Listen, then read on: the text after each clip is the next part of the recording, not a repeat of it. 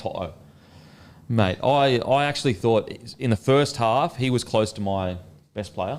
Yep. So he runs for 160 metres.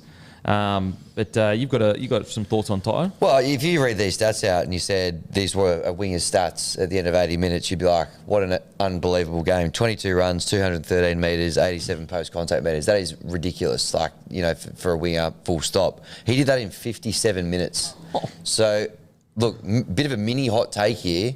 I think he was a dicky knee away from a Clive Churchill. Yeah. I mean, a couple of years ago, Matty will have the exact numbers. He ran 299 metres, scored a double, missed out on one there. When he went off, Alamotti moved to that wing, scored the try. So, you know, every chance he scores a try as well, and probably gets well over 300 metres. He was unbelievable. And his stats, as I say, he did all that in just 57 minutes. If he had been out of the whole game, you could have mounted a very good case, I think, for Brian Toto as well. You know what the most impressive thing is about Brian Toto is, though? Like, these metres are incredible. It's the lack of kick return metres he has, because they kick the ball to anyone but Brian Toto. You look at Dylan Edwards, 187 kick return metres, Taruva 45. Toto had 16. Paul Alamotti played there for 8 seconds and had 7. And he's always taking the toughest carry. On top of all that, every single team playing the Penrith Panthers, 50% of their video session would be like, boys, Toto's taking the first hit up, make sure you win the contact. Like, he would be the biggest topic, because if you shut Toto down, you almost shut down their whole set. And yet he always wins the contact. Matter of fact, you're basically looking at a guy that essentially has gone 300 metres in 2 grand finals. Like, if he stays on for 80 minutes, he probably runs for 300 metres. He's already ran 299, 2 line breaks, 3 tries, or 2 tries, 3 line breaks, or whatever in the other grand final. He's the greatest winger of all time, in my opinion. Yep. And I think that it's not indisputable. Obviously, it's always subjective with opinions, but how many big games this bloke had? Like, and how consistent is he throughout? He doesn't just turn up for grand final. He does it every single week. I remember he ran for 150 metres a few weeks ago, and I was like, oh, a bit of a quiet game for Ty. Yeah. It's 150 metres. It's incredible. He is, like, I think, essentially the undisputed best winger of all time. However, I do think the wing, almost more than any other position on the field, is the biggest case of when you have this debate that it is of his generation, just because the game has changed so much. Like Ken Irvine, all these great wingers who have scored 150, 200 tries. Irvine was over 200. They were smaller. The job was different. The role was different. Like, you can't say like a Ken Irvine in the modern era, you know, having the access to the sciences and the weights and it being a full-time job for him rather than working full-time and playing footy on the side, like that he couldn't have been destructive in the modern era. On what Toto's done, he's been the best, but so different across the eras wingers. Yeah, like the game's just changed completely. I get what you're saying, and like, you know, technically that is true, but I'm just going off what I've seen. Like, I'm never going to be able to know because I didn't watch those games week in, week out. But from what I've seen of rugby league and the information that I have, he's the greatest. I think he's the greatest winger of all time. Now, if I had have watched Ken Irvine, maybe I would say, but I haven't seen him. There's plenty of other wingers early on that I. You know. And my addition to Tim's point, as you said, the game has changed. Toto's changed the game. Yeah. Toto has changed. The game hasn't just moved around. Toto changed the game. You're looking at, you know, I'm out there watching the junior reps and you can see coaches and everything. If these players aren't taking 15, 20 hit-ups, they're not happy with them. He has changed the expectation. He's changed the position forever. It is never going... There will still be guys here and there who will be standing on the wing and they'll be fast and get the job done, but... Fuck, there's only one winger that's won 4 comps in the last 4 years. Yeah, I think when we were talking about him after Origin, I kind of made the point in comparing him to cross codes. Adam Gilchrist changing the game with, like, now wicketkeepers have to be able to bat really well. Toto's done the same thing with wingers now. They've got to get out there and, you know, 200 plus metres. That's kind of the standard of being an elite winger now. Yeah. He has changed what the role is. He's, over the last 4 grand finals, he has averaged, keep in mind he didn't finish this game, averaged 233 run metres per game. What? So wait. In the last 4 grand finals, The biggest games of the year. he's averaged 233 metres. Correct. And one of them he only played 2/3 of it. You have a look at this game. Like, he only played 58 minutes. He topped the post-contact meters for the game by 87. Dylan Edwards had 81 post-contact meters. He had 6 more runs than Brian Toto and played 20 more minutes. Wow. And got to return every kick. Look, to be fair, like the greatest ever, it's always just an opinion. Like, it's not a fact. But for me personally, he's the greatest ever. Again, I'm sure, people have different opinions, and I'm sure there are older people that have watched rugby league for longer that, may have more information than I do. But just for me personally, with what I've watched and experienced, I just think he's just the GOAT. He's the GOAT. And yeah, look, he's 80 career tries. That's cute. But former NRL Hall of Famer, Rugby League Hall of Famer Brian Bevan, and his 796 tries. Hold my beer, he says.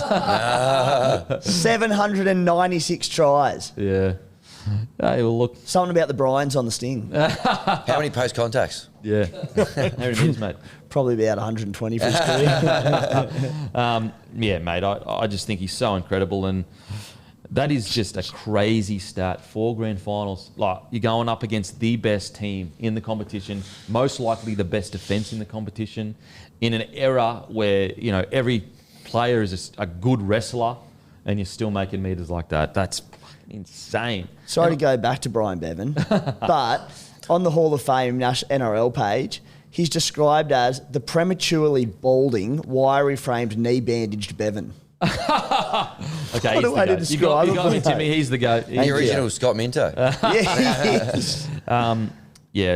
As I said, it's an opinion, guys, and everyone will have, people will have Manu Vatuvei, some will have Brett Morris, some will have Wendell Saylor.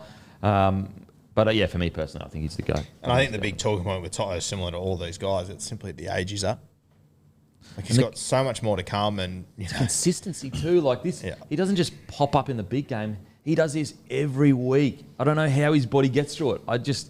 It's a miracle that this guy gets through this much big contact, and he never lets up. Like, there's never a game where he looks flat or tired or.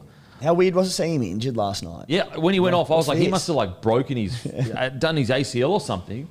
And then he's come back out of the tunnel and people are cheering him. Standing ovation, just yeah, about. bloody hell. He's just so incredible. I'll say this too, he's played 117 first grade games, scored 80 tries, and probably, us more so from a Supercoach point of view. He has spent a lot of time over the last few years with centres inside him who just refuse to pass him the fucking football. Yeah. So to score 80 tries in 100, you look at guys that get to the end of their career and they've scored 100 NRL tries and it's raised the bat. He's almost there at 26. Yeah. 26. Not to mention being the best at all the other shit. And he's given away a foot and a half to most wingers in the competition. Who jumps over him? That's what I mean. He just doesn't give an inch. Every game, you hear every commentator say, these tall wingers. Never see. Doesn't matter. I haven't seen a game where I've gone, oh shit, it's a big problem. How much a year would you pay Brian Toto? Yeah, if you hit the open market today, what are we Probably looking a at? mil. Probably Yeah. a mil. Just because he starts his sets off every time. He changed. I know it sounds crazy for a winger, but he's a front rower on the wing. Imagine saying that 10, 15 years ago that you'd pay a winger $1 million. Yeah, craziness. And I wouldn't pay any other winger in the Yeah. competition anywhere near that. Well, not anywhere near, but no one's getting $1 million. But Brian Toto, he is a front rower on the wing. Yeah.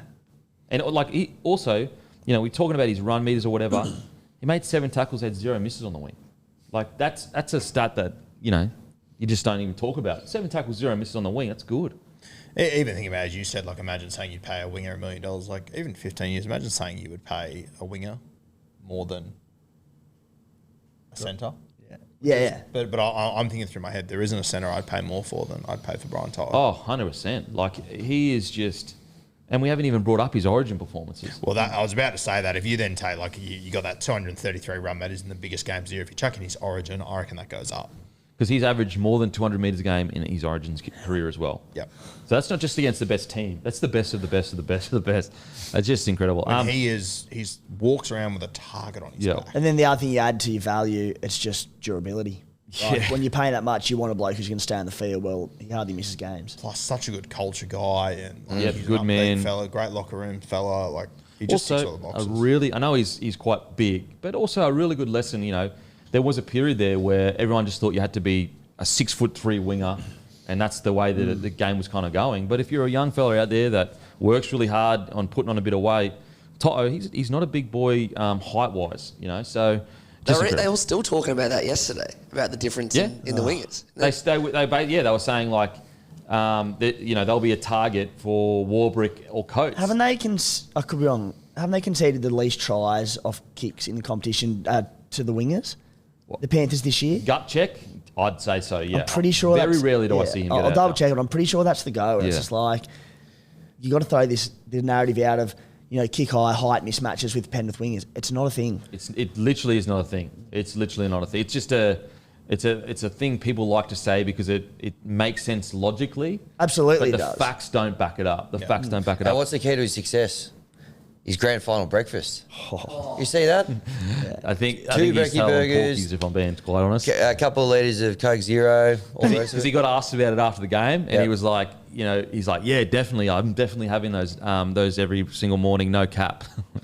So I think he's still massive. Well, there you go. He's confirmed it there. He's confirmed it. How good was watching him say no cap to Lockie. Lockie was just going to go, what the